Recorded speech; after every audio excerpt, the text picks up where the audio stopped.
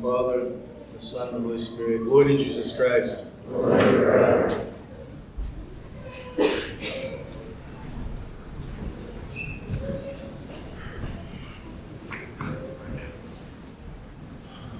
In the Gospel today, a man who is desperate brings his son, who is an epileptic, and brings him to the apostles, to the disciples, to Christ. He is desperate because his son is given over to these fits of self-destruction.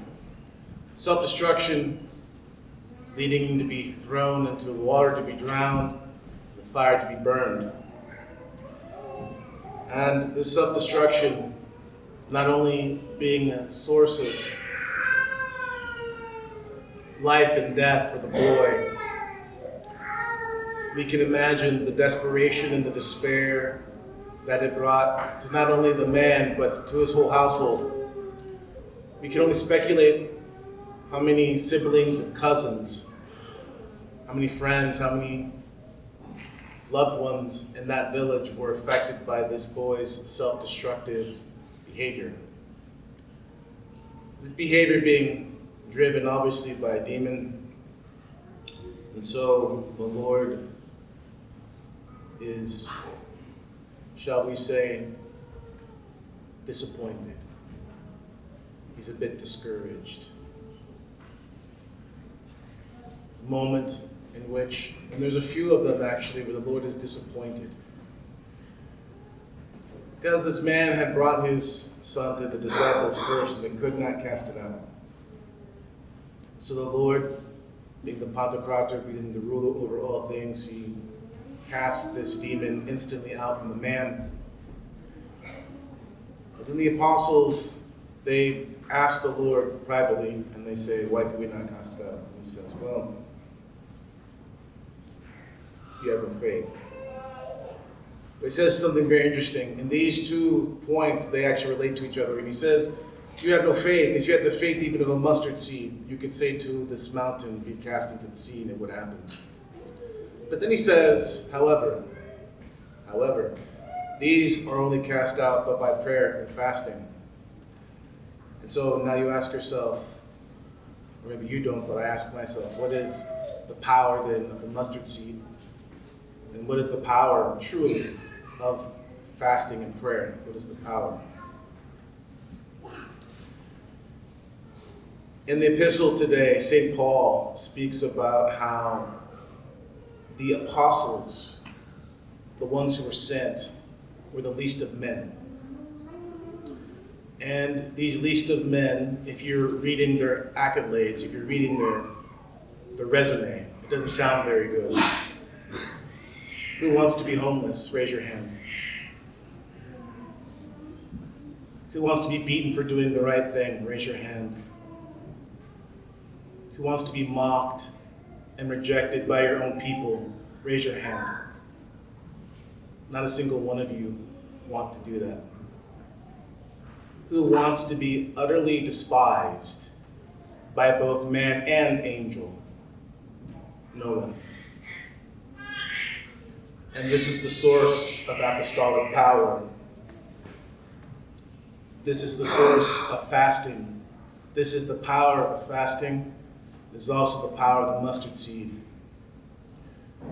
You see, the mustard seed, as you've probably heard through the multiple sermons on the mustard seed you've heard, everyone focuses on the fact that the mustard seed is small, and it is.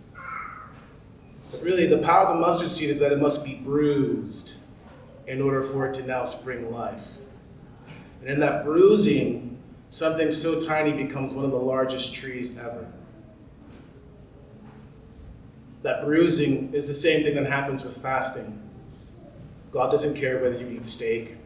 God doesn't care whether you eat cheese. God doesn't care whether you eat a Kit Kat bar or Snickers. It's in that emptying of yourself.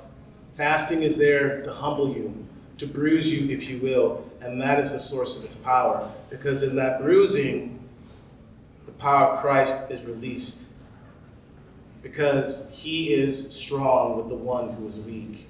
And that fasting is meant to weaken you so that his power can come forth. It's also the source of the apostolic power. You see, the fallen one and all his minions, I will tell you something, they refuse to be bruised. They refuse to be humbled. They absolutely refuse. And that is the source of their power. It's also the source of their weakness. So those who desire to belong to Christ, those who desire to serve Christ, those who desire to be in the service of man for the sake of Christ, they must be diametrically opposed to the fallen ones. They must be willing to be bruised. They must be willing to be nothing. And in being nothing, they become everything. This is the source of their power. This is the source of fasting. It's also the key to the secret of the mustard seed. It must be bruised. Only in that bruising are you able to bring out that spirit that is so destructive within you. Throw you into the fire of temper, the fire of desire and lust, or drowning you in the water of despondency, and despair, and self-pity. The demon doesn't care. He'll make you angry with ego, and he'll drown you with ego.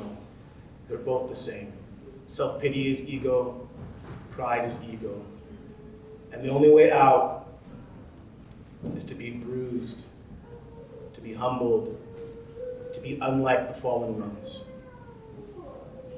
So the prayers of Saint Gregory Dialogist and Saint Mary of Egypt, our great patron. May we learn to be people who are bruised.